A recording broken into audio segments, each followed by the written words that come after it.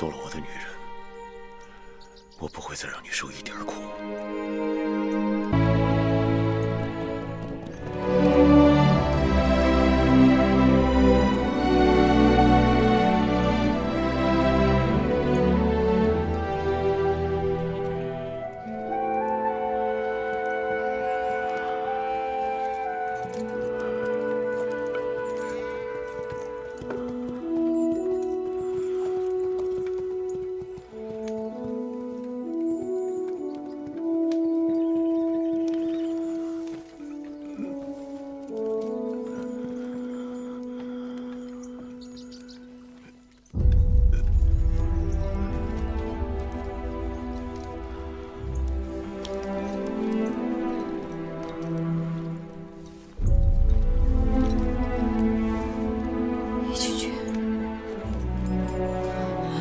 易曲君，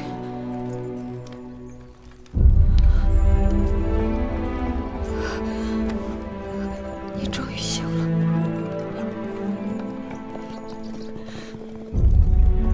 哭什么呀？你吓死我了！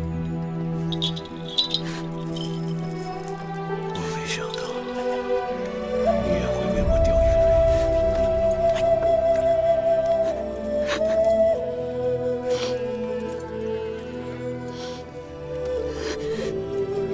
没事了，我不是没死吗？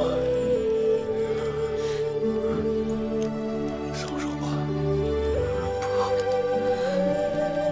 只有抱着你，我才能确定你还活着。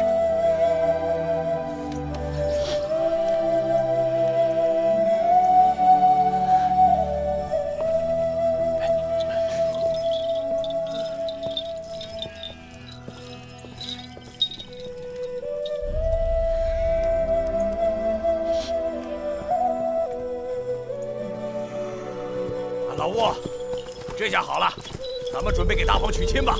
哎，老吴，你不高兴啊？哎，老吴，来这个老东西。五一将军，义渠君怎么样？哎，大王好多了。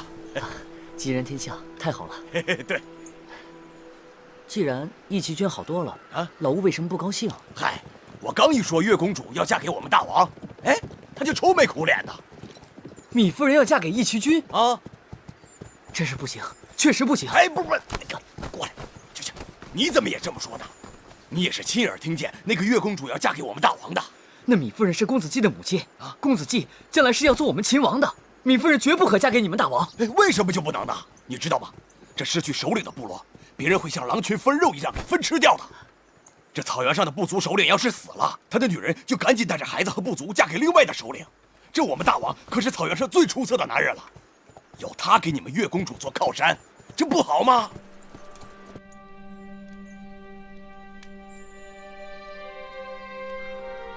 月儿，你做了我的女人，我不会再让你受一点苦。你不信啊？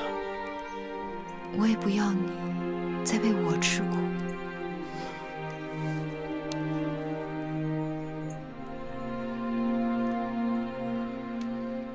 我想好了，我要为你做件大事。你是想下聘吗？行6礼。告诉我，你要给我多少牛羊，多少马匹？我知道你喜欢骏马，我会把我草原上所有的骏马都送给你。但是我说的不是这个。那是什么？秦国。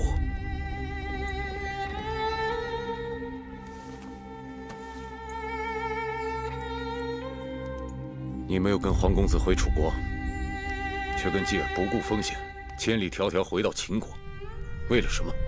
不就是为了秦国的天下吗？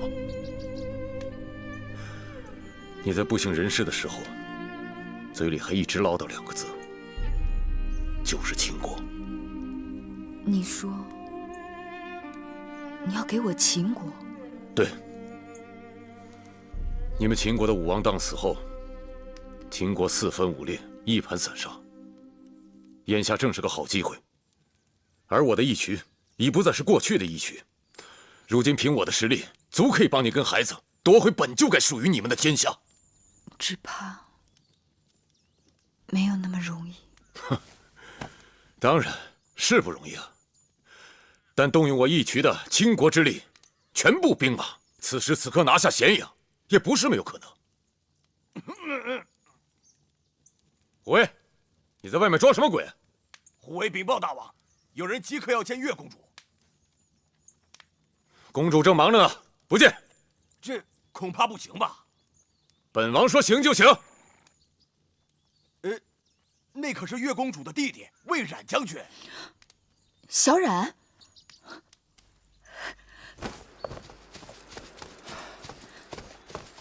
小冉，姐姐，姐姐，小人想念姐姐。小冉，快起来！姐姐无恙便好。听说姐姐被那魏夫人所害，差点丢了性命。亏得义渠君舍命，救了姐姐。义渠君义薄云天，小人以后定要好好报答他。继儿如何？雍大人他们如何？姐姐放心，继儿和雍大人在一起，一切安好。只是这咸阳城内的形势紧迫，楚离子和雍大人已经联络了众多的朝廷重臣来拥戴公子季。但眼下，咸阳城内的王军和禁军仍然掌握在惠后芈姝手里。我们的兵马不多，若是真动起手来，并无一击必胜的把握。是啊，那定是一场恶战。咸阳内外必定血流成河，伤及无数百姓。小冉，我们再想想办法。若是能不动一兵一卒，便占领王宫，进而拿下咸阳，这岂不更好？若真有这样的办法，当然是好。只是这咸阳宫的城墙高大坚实，把守严密，易守难攻。除非有一个诱饵，引诱芈姝主动打开宫门，我们才有胜算。小冉觉得，姐姐这个诱饵如何？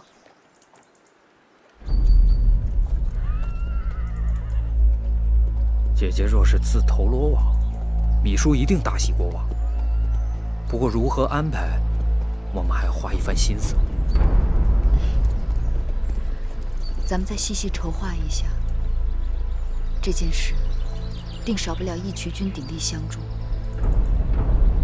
眼下要紧的是，你要先稳住芈姝和魏夫人那边。你最好先放出风声去，让他们知道我又被义渠人给抓获。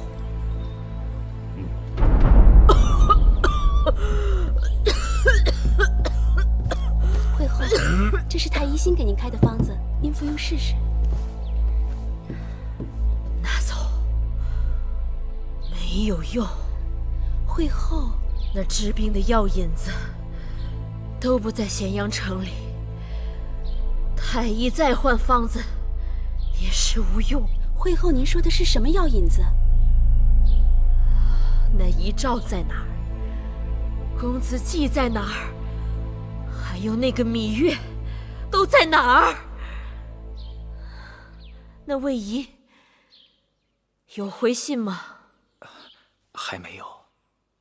当年当儿不听我劝告，硬要娶这个妇人，如今留下后患。我已然允诺他们，只要当儿的后人是个男儿，就立他为太子。他们还想要什么？他们说，历来历去太过麻烦，所以让惠后再等些时日。若王后产下一个男儿，直接立他新君便是。何苦烦劳公子壮节外生枝？做梦！他们那是做梦！